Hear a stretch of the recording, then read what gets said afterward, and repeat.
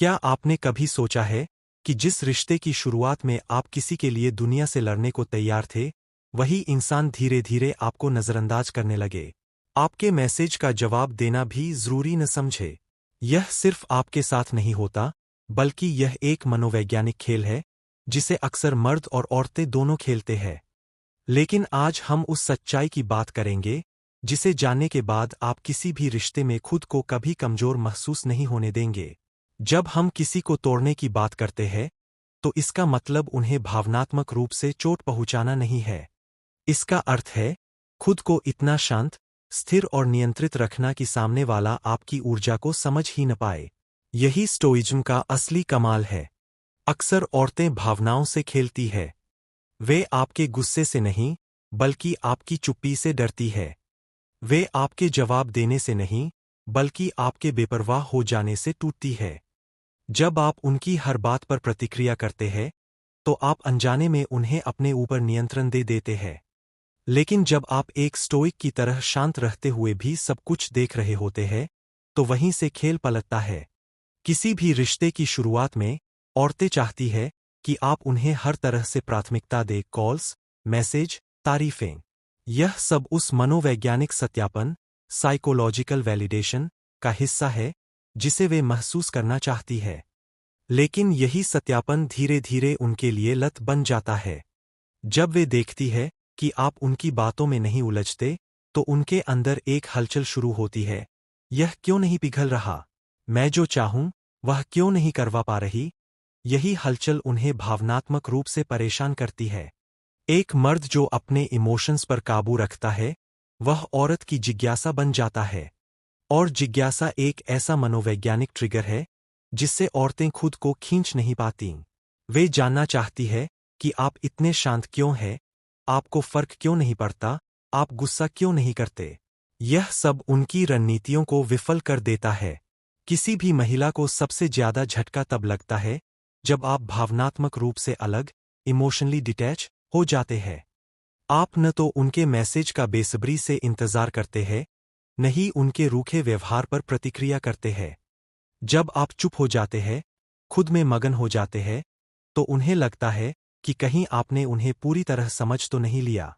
और यही मनोविज्ञान उन्हें अंदर से तोड़ता है। जब आप उनका पीछा करना बंद कर देते हैं, उन्हें मान्यता देना छोड़ देते हैं, तो उन्हें वह शक्ति महसूस नहीं होती जो पहले उन पर थी। यही मनोविज्ञान उन्हें बेचैन करता है। किसी भी मनोवैज्ञानिक खेल में आप तभी जीतते हैं जब आपके पास आत्मनियंत्रण, सेल्फ कंट्रोल हो। जब आप यह तय करते हैं कि आपको कब क्या कहना है, कब जवाब देना है, कब चुप रहना है, तो आप अपनी मर्दांगी को परिभाषित करते हैं। एक मर्द की असली ताकत उसके सिक्स पैक एब्स या बैंक बैलेंस में नहीं होती। उसकी असली ताकत उसके प्रतिक्रिया को नियंत्रित करने में होती है। जब आप जानबूझकर प्रतिक्रिया नहीं करते, तो सामने वाला खुद ब खुद सोचने लगता है कि आपने ऐसा क्यों किया। यहीं से शक्ति का स्थानांतरण, पावर शिफ्ट, होता है। एक स्टोइक मर्द वह होता है जो अपने अंदर की आग को दिखाने के बजाय उसे नियंत्रित करता है। वह जानता है कि हर स्थिति में बोलना जरूरी नहीं होता। कभी कभी चुप रहकर भी जंग जीती जा सकती है। और यही चुप्पी किसी भी औरत के लिए सबसे बड़ा भावनात्मक हथियार बन जाती है, क्योंकि उसे समझ ही नहीं आता कि अब आपको कैसे हेरफेर करें। हर बार जब आप किसी औरत को तुरंत जवाब देते हैं, अपने समय को समायोजित करते हैं और उसकी प्राथमिकताओं को अपनी बना लेते हैं, तो आप उसे एक संदेश दे रहे होते हैं, तुम्हारी कीमत मेरी कीमत से ज्यादा है। लेकिन जिस दिन आप यह पहुंच बंद कर देते हैं, बिना किसी स्पष्टीकरण के गायब हो जाते हैं, अपनी जिंदगी में व्यस्त हो जाते हैं और उसकी उपस्थिति पर निर्भर करना बंद कर देते हैं, उसी दिन वह आपको गंभीरता से लेना शुरू करती है। औरतें हमेशा उस चीज को चाहती है जो उन्हें आसानी से नहीं मिलती। अगर आप हर वक्त उपलब्ध है, तो आप उनके लिए अनुमानित, प्रिडिक्टेबल बन जाते हैं। लेकिन अगर आप रहस्यमयी, मिस्टीरियस और अप्रत्याशित, अनप्रिडिक्टेबल है, तो आप उनके दिमाग में घर बना लेते हैं। यहां स्टोइज्म का सिद्धांत काम आता है, जो चीज आपके भीतर की शांति को छीनती है, उसे महत्व न दें।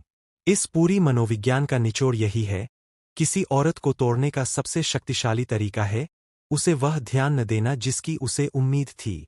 उसे अपनी चुप्पी से जवाब दो, उसे अपनी अनुपस्थिति से डराओ, उसे अपने आंतरिक शांति से जलाओ। एक स्टोइक मर्द कभी किसी को तोड़ने के लिए चालाकियां नहीं करता।